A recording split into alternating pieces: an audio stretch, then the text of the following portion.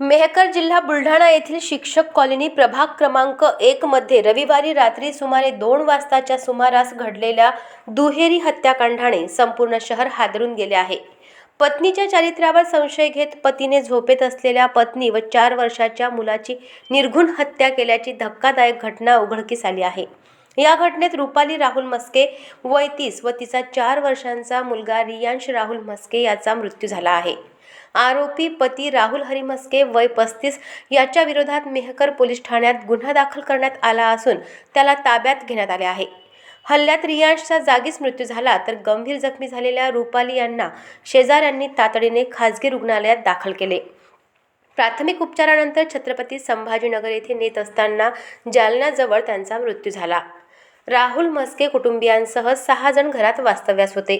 सर्वजण झोपेत असताना राहुलने घरातील कुऱ्हाडीने पत्नी व मुलावर वार केल्याचे प्राथमिक तपासात समोर आले आहे।